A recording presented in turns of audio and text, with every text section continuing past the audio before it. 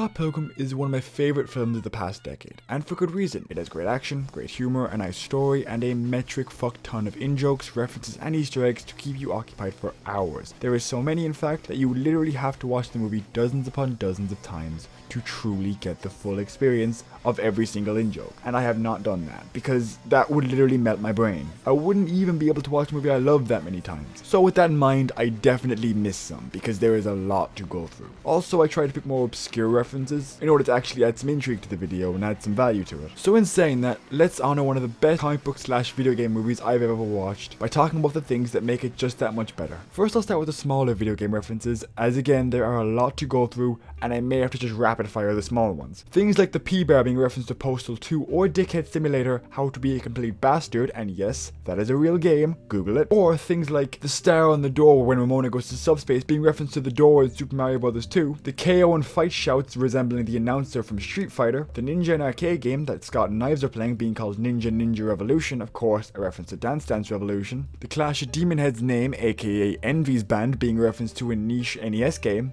and also the desert at the end during Scott Pilgrim's death scene could be a reference to Final Fantasy VII or the Jim Morrison scenes from Wayne's World 2. To be honest, it doesn't matter which one it is, either way it's awesome. Getting past the smaller video game references, for some reason there is a really big recurring theme with the Easter eggs where a lot of them are linked to Zelda for some reason. You most likely noticed young Neil playing the original Legend of Zelda at the beginning of the movie, sound effects and all, and you might have noticed that Zelda's lullaby is playing in the background during this scene. However, you might not have noticed that during one of Michael Cera's dream sequences, you actually hear the fairy fountain theme in the background, except instead of using a harp, they use a chorus of singers and slow down the tempo. Don't believe me?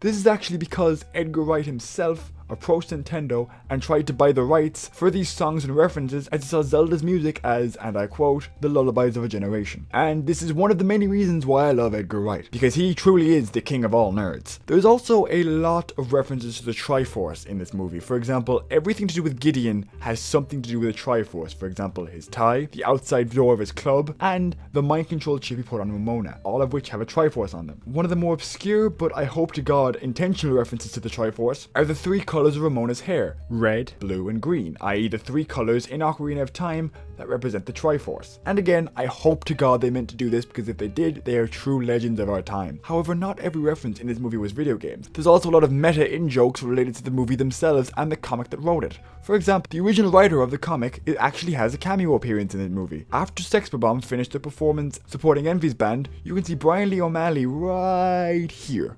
Oh yeah, and that's his wife. Also, side note, when Scott draws a picture of Ramona to look for her at a party, that picture was drawn by Brian Lee O'Malley. That last fact may be unnecessary, but that does not make it any less cool. Also, getting onto the evil X's themselves, there is a lot of foreshadowing and numbering for each evil X. For example, there is a metric fuck ton of X's in this movie. There's X's all over the movie. Seriously, they reference like 3 or 4 of them in the actual movie, but there is literally dozens of other X's peppered all over the movie just to really bring home the fact that he's fighting 7 evil X's, I guess. Also, each time Scott Pilgrim fights an X, there's always something in the scene that represents the number of which X it is. For example, there's a single chevron on Matthew Patel's jacket, there's a 2 on Tommy Lee's tattoo, car and trailer, there's a 3 on Todd's shirt, the club where they fight Roxy is called 4, and weirdest of all, I don't actually buy this one, someone told me this and I'm not sure if it's true. Roxy and Ramona's lesbian relationship representing 4 X chromosomes, i.e. 4 X's, i.e. 4 evil X's. Now this one I agree is a complete stretch, and when somebody told me this I was extremely skeptical towards it,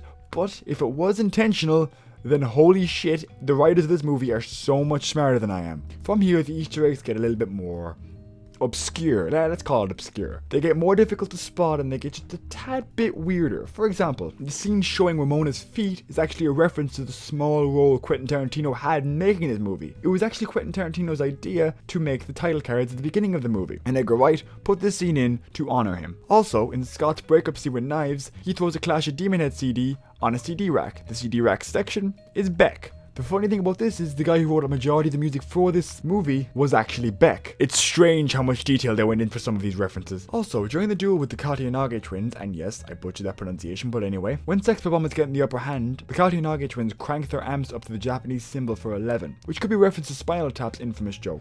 These go to 11. And now for the magnum opus of references. A reference within a reference. Referenceception, if you will. Let me explain. During the scene when Scott Pilgrim is fighting Matthew Patel, he's wearing a Plumtree t-shirt. This is actually a reference to the fact that Scott Pilgrim's name is a reference to a Plumtree song. Holy shit, my head hurts. They put so much detail into some of this stuff. I feel so bad they didn't break even in the box office. Like seriously, it's such a pain in the arse seeing Transformers break even with 3 times the budget. Anyway, I hope you enjoyed this video. I might make more videos on Easter eggs in the future, but for now, I absolutely adore this movie and I feel like a little kid whenever I watch it. And the best part is, you don't even need to get any of these in-jokes to actually like this movie, because this movie is really enjoyable without all of that. So I hope this video maybe made you want to actually watch Scott Pilgrim vs. the World, and if you do, well then great. Anyway, until next time.